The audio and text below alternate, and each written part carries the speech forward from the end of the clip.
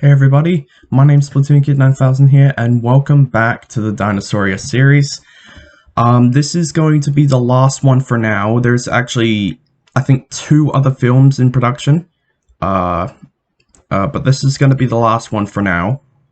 It's called A More Ancient Spring, and I'm going to check the description, see what this is about. Alright, the film takes place 75 million years ago in Cretaceous Alberta and follows a male lambeosaurus searching for a mate during the changing spring season. Okay. Alright, so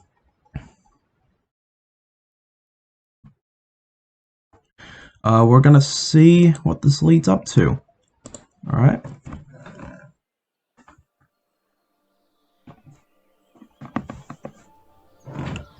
Oh, yep, that's the mixed herd, and there's the Lambie right there, the lambeosaurus right there, in the front. Ooh. There's a lot of, different ones. Oh, there's Coryphosaurus right there. Huh. Parasaurolophus, yeah, using the same sounds as before. We've, you know, those are the most likely the actual sounds they make, Parasaurolophus, those are most likely the actual sounds. They did like a computer scan for the crests. There's the Lambie.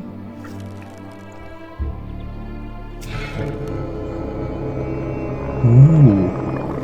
Okay, interesting sound.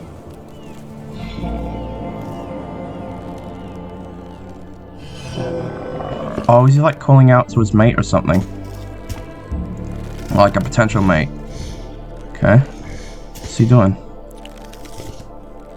Oh, a rock? Okay. I wonder what that's for. Oh. Aww.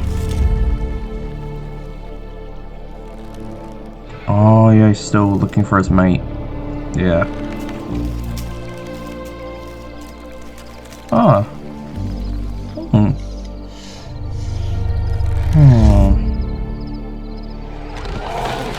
Oh, what? What? What's going...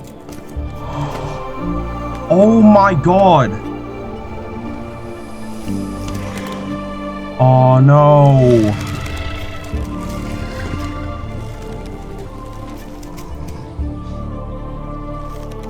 Jeez.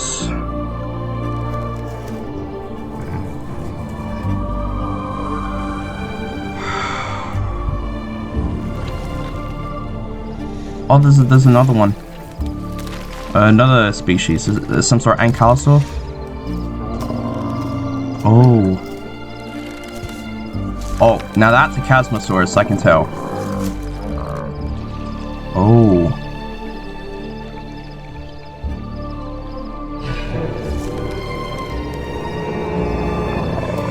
Oh.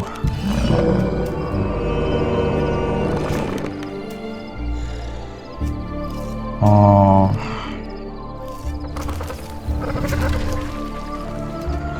Oh. Even he has a mate. Oh. Yeah. Oh, there's nests with eggs. What? Oh, they're symbolizing that the lambeosaurus, even that guy has a nest, the tyrannosaur. Oh, but he has nothing. Jeez.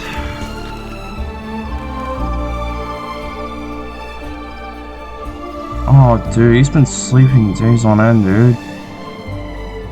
Oh. Wait, I think I heard, like... Yeah, that sounded like another one. Oh. I think, yeah, that's definitely one of his own kinds. He definitely hears that as one of his own. Oh.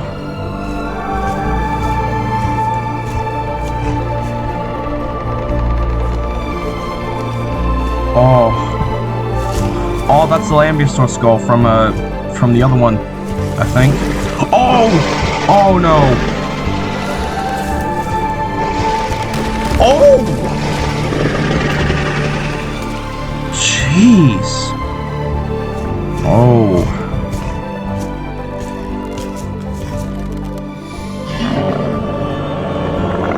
Oh. Oh, there we go.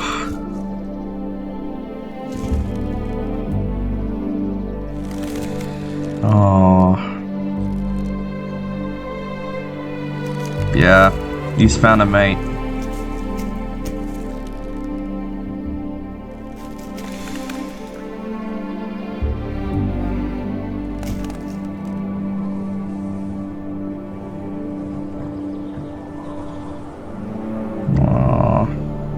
Oh, and those are both the rock and the branch. Oh, that's sweet, man. That's beautiful. A more ancient spring. Jeez, that's sweet, man. That actually is.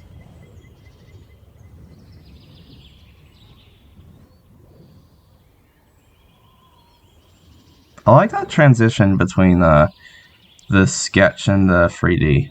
Yeah. Hello, this is David, and thank you very much for watching my film. Special thanks to all of my top Patreon supporters on screen right now. They are the reason that I can make this series. I also made a behind the scenes video covering the artwork, accuracies, inaccuracies, and how I animate this series, which is available to watch as well if you're interested. Oh yeah. Bye guys. Bye. Okay, so that was really good. I must say, it's like, oh, how do I explain it? It's kind of, it's got a lot of stuff.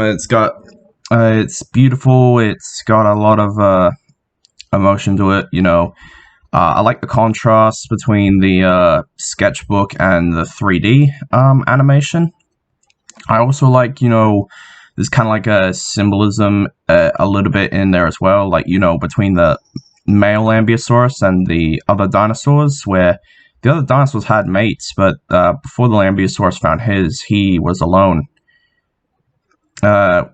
Pretty sad, wasn't it? But it was a happy ending in the end, I must say. And yeah, I love this film. It's really good.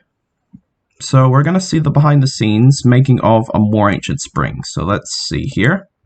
Hello, my name is David, and welcome to this behind the scenes video covering the third episode of my Dinosauria series, A More Ancient Spring. Yep. In this video, I'll be going over the artwork behind the film, how I animate this series, the scientific accuracies, inaccuracies, and also the production of this big honkin' sculpture I made for the film. Oh, that looks nice. So, let's get started.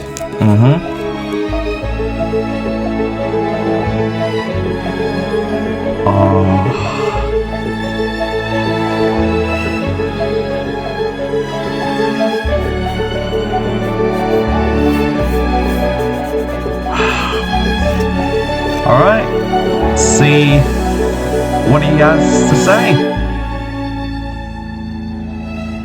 Alright.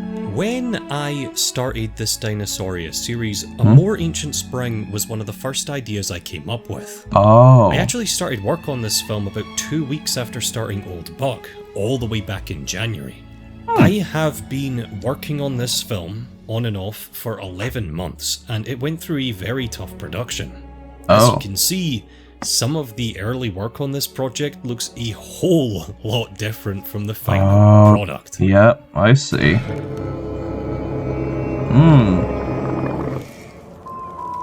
Research and idea pre-production? Okay. The name of this film, A More Ancient Spring, is a reference to what is widely regarded as the first properly recognised piece of paleo art.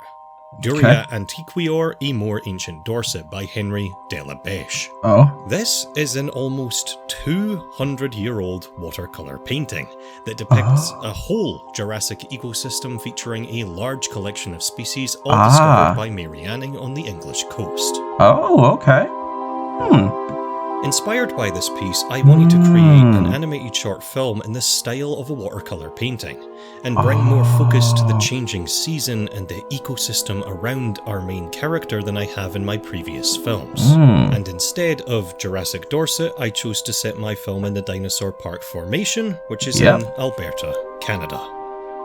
Oh, okay. Every single drawing I did for this film in my sketchbook is a watercolour and pencil painting, all serving as stylistic reference for the look of the final film. Okay. You'll notice that a lot of my earlier drawings have very minimal backgrounds, the animals sitting in a small bubble of their environment in an otherwise blank void. This is actually the look I originally planned on replicating for A More Ancient Spring. I used this shot here as an art style test, drawing multiple backdrops to see what worked. But after about 4 or 5 passes of this, I really wasn't happy with this minimalistic style. In fact, even by the end of my sketchbook, you can see a far more detailed, fuller art style emerge that far closer resembles the final film. I see, yeah.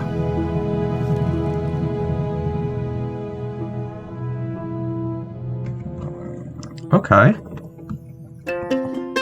Sculpture, yep.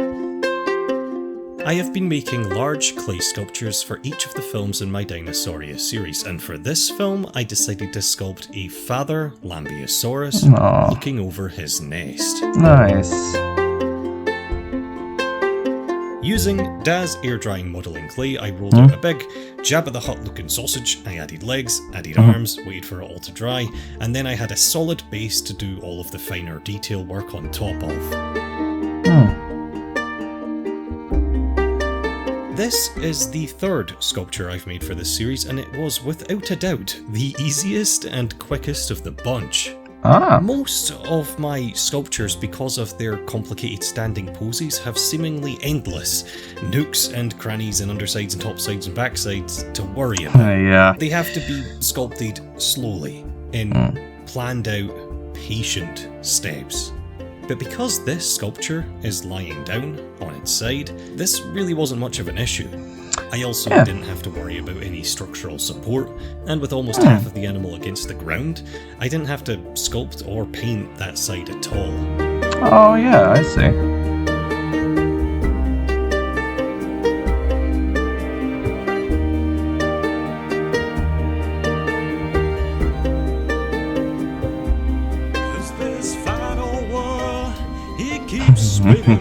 Spinning around, yeah. I really like the look of this lambeosaurus sculpture. That looks so good. It really looks real, it really does. Look at that. It looks like springtime to me, and I think it's a really wonderfully serene piece. I think that the colour scheme from the animated short film has translated particularly well into sculpture form. That gradient from green to brown to orange to grey-blue is captured pretty perfectly.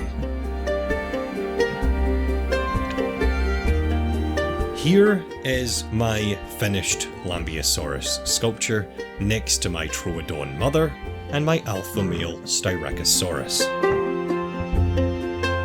That looks real good. Filling out this sculpture family has been one of my favourite parts working on this Dinosauria project, and I think they're all looking pretty fantastic together so far. Yeah. They look real good. It kind of actually looks like an environment in a way. Oh, there's an ad coming up. Hang on. You might have seen. Okay, I'm back. Just an advert I had to get past. So production, story. This film takes place in what is now Alberta, Canada, and follows a male lambeosaurus during the spring mating season. It our male, Lambeosaurus picks up a courting gift for his mate, Oh, as all of courting the other gift. hadrosaurs in his herd begin pairing up as well. A courting gift. Okay. That's what it was.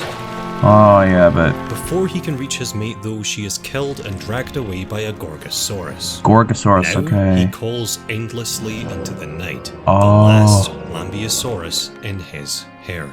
All the other creatures in the ecosystem are pairing up in their own unique ways.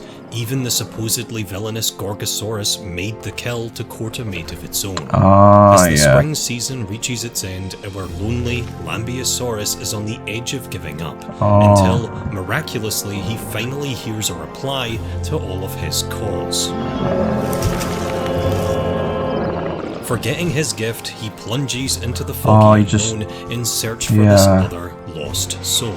He confronts and conquers one of the very predators that took his first mate, and triumphantly emerges on the other side. Conquers his biggest fear. On the other side is another herd of hadrosaurs and another lonely Lambeosaurus, who is bearing a courting gift.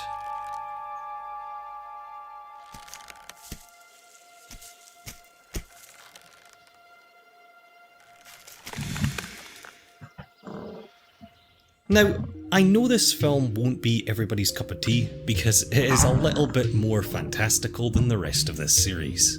There's still a lot of very realistic courtship behaviour here, and lots of little interactions that are based on direct fossil evidence. But the film also has a lot of blatantly unreal elements as well, with a metaphorical fog representing the limits of our main character's world, a highly personified main character at that, and a general filmmaking that suggests a much more heightened reality than the previous two films. I personally love it for all of these elements, because it's really this good. film was in fact conceived as a minimalist, fantastical, surreal love story. And after this film's rather troubled 11-month production, I'm really glad to see some of its original DNA is still in there. Art and animation? Okay. My animation process for these films is split in half. I have the 3D animation work and the 2D animation work. All of the complicated characters and most of the animation itself is 3D animation, and it's done in Blender. These are three-dimensional models that are rigged and animated in 3D, but textured to look as two-dimensional as possible. Once a shot looks something like this, I then move on to the second half of my animation process, the 2D work that's done in Photoshop. This entails drawing all of the static 2D background and foreground elements, as well as whatever extra 2D animated elements are required for this scene. The 3D half of this film was relatively straightforward. I've done this before, but the 2D half is what I want to talk about here. These are easily the most colourful and varied and detailed backdrops I've ever made for an animation. I think this is probably the prettiest film I've ever made, and it's because of these environments. So it might surprise you guys to know that drawing these 2D backdrops for each and every shot, I have never enjoyed doing. Oh. Yes, it is a bit complicated just doing all that. No artistic interest in landscapes or scenery or anything like that. And the focal points of almost every single one of these shots are the 3D animated elements. So when I sit down to paint a 2D backdrop, I'm not really painting a traditional piece of landscape art. I'm literally painting everything that you, the audience, are not supposed to be looking at, which is not very fun. This is my film, though. I could have made these backdrops easier. I originally planned on making them easier, but I decided not to. I decided to make them the hardest backdrops I've ever done. And I'm really, really glad that I did, because this doesn't look nearly as good as this. Yeah, true. Very true. It looks way better this way. Watching these behind-the-scenes videos might make my creative process look like non-stop fun, but it's not. Nah. A lot of this is boring and tedious and frustrating work. Not all of it, but a decent chunk of it. No, not all of it. But my point is, that's inevitable, and the work is almost always worth the effort in the end.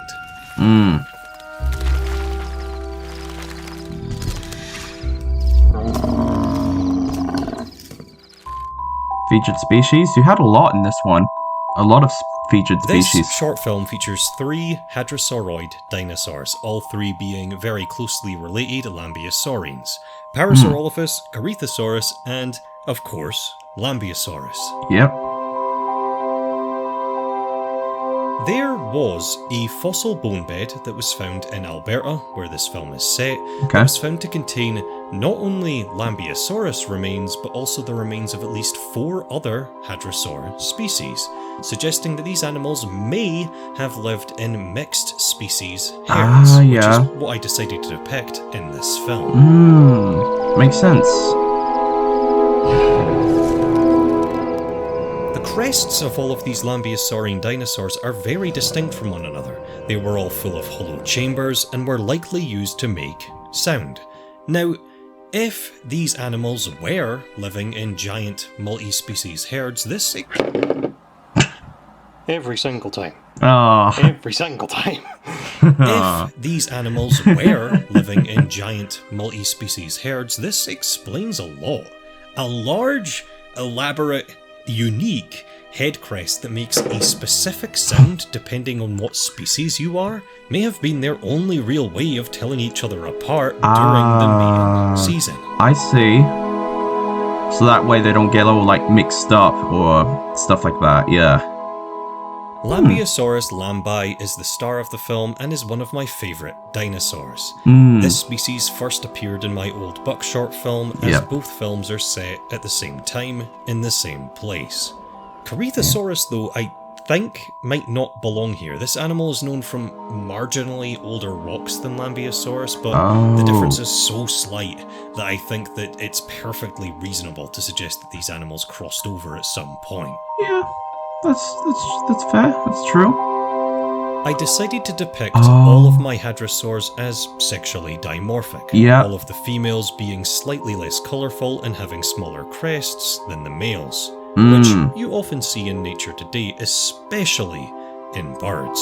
Yeah, and they're dinosaurs too, so that makes sense. I did a lot of bird watching for reference while working on this series, and you'll see similar mixed species groups coexisting at ponds today in the form of ducks and other waterfowl. Each of these species looking elaborately different from the next to help tell each other apart. Yeah. Some, like the mallard duck, even being sexually dimorphic as well.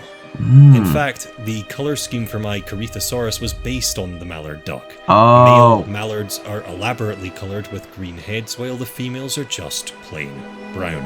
I see. You feeding them? I think I may have finally become their king. Eagle-eyed viewers may have also noticed this particularly beaten-up Parasaurolophus in the film. Oh, he's got a scar, This particular animal is based on the holotype specimen of Parasaurolophus walkeri, ROM768, who had a bunch of injuries, including some broken ribs and a broken, heavily dented spine, which was likely due to a tree falling on him. An injury that this animal survived, healed from, and just lived with. Wow, okay, that's impressive. Sound likely played a very large part in these animals' lives, and it certainly plays a big part in this film.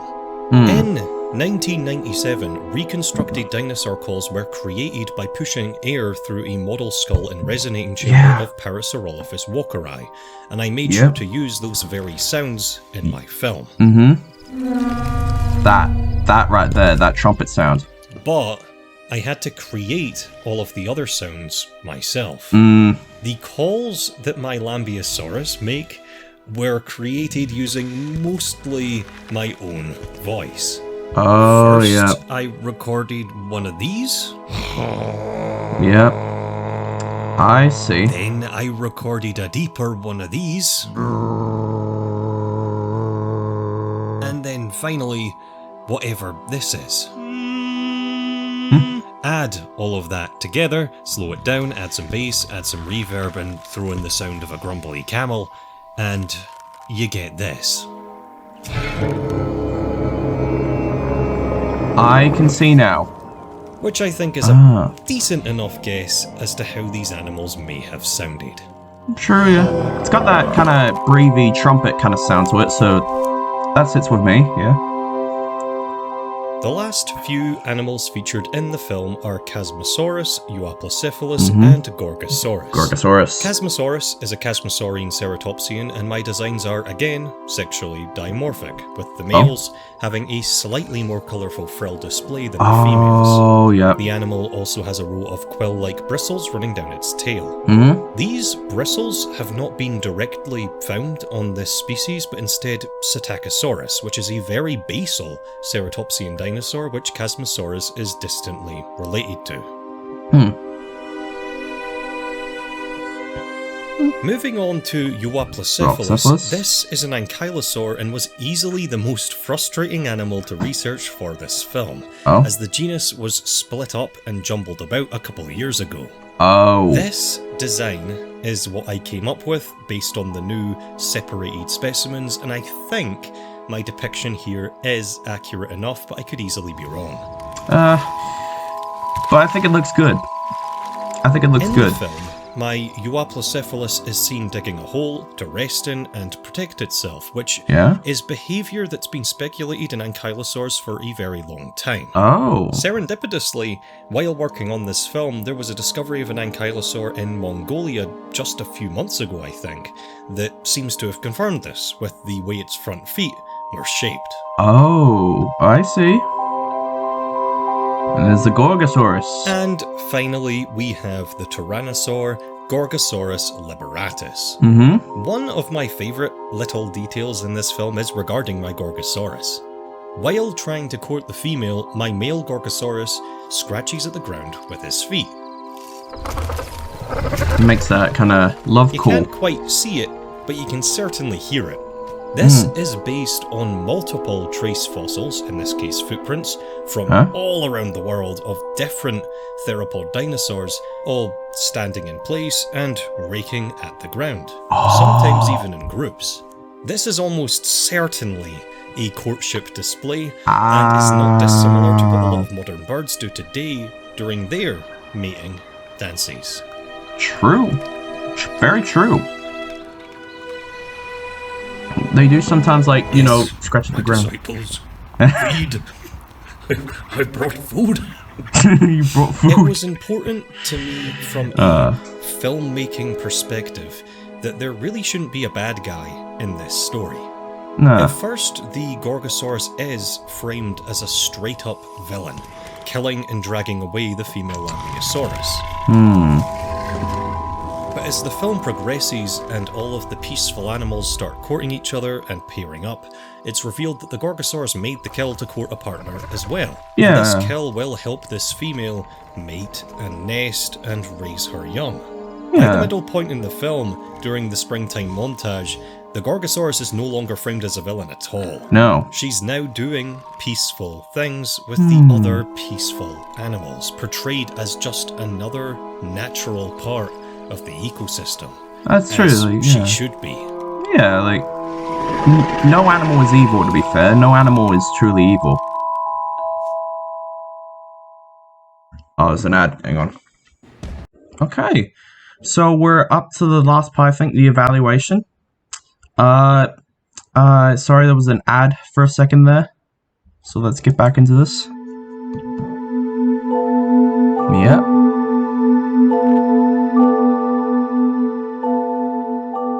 A More Ancient Spring has been the toughest film so far out of the entire series. I can tell, A lot of this film was reanimated and rewritten, and I even totally gave up on it and cancelled this film for at least 2 months.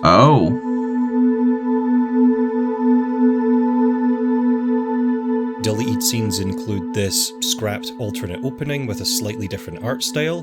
Ah. This Euoplocephalus scene too was redrawn and reanimated for the final film, and there are a ton of other unfinished or unused shots, including this one of the Gorgosaurus kill at the beginning. I even made a somewhat finished extended ending sequence that I had to delete from back when this film was a far more surreal film as well.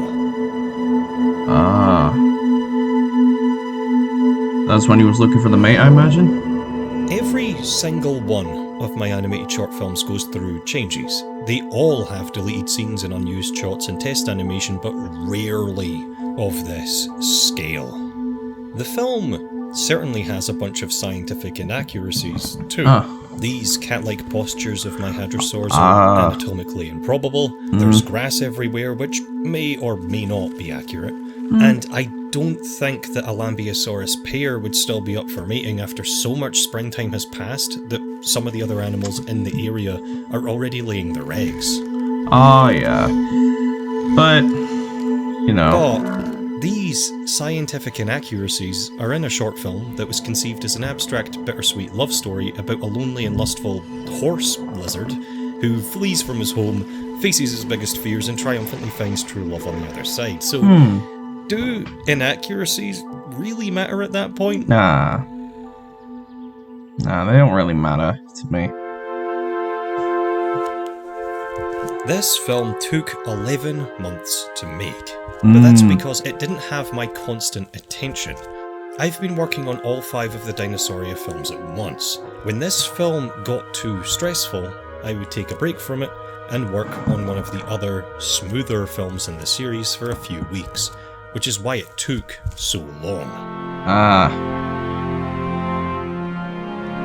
A More Ancient Spring should be an absolute mess, but I really don't think it is. I am quite surprised at just how tonally consistent this all ended up being. I actually like this film quite a lot.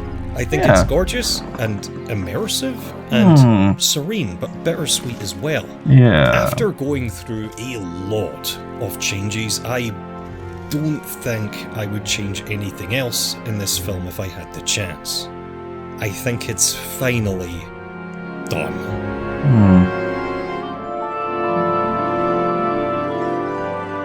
Thankfully, the next film in this Dinosauria series, at least so far, it's obviously not finished yet, has been a far simpler affair. Okay. Oh. The sharks in the water. Oh. If you guys want to read through the sketchbook I've been showing off in this video, you can. High-resolution photographs of the entire Dinosauria series so far are up on my Patreon page right now. Support me over there and you'll gain access to the sketchbook, frequent updates on upcoming projects, and 2 weeks of early access to my animated short films. It's also by far the best way you can support this Dinosauria series as well. Thank you all so much for watching. But it is the end of the video now, and that means that I have to leave my house again and record some B-roll for the outro. Yep. It's actually starting to get really dark outside now, so I really better hurry. Oh, yeah.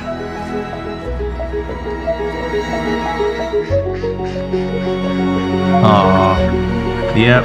Back with the ducks. Oh, there's a swan there. Special thanks to all of my top Patreon supporters on screen right now. Scrolling over some probably super grainy and dark and ugly footage of some mushrooms or ducks or trees. It's beautiful. Wherever I decide to run off to after I stop recording this. This Dinosauria series exists because of these supporters, and I really cannot thank you all enough. Bye, guys. Bye. Alright, that's enough. I'm gonna feed you.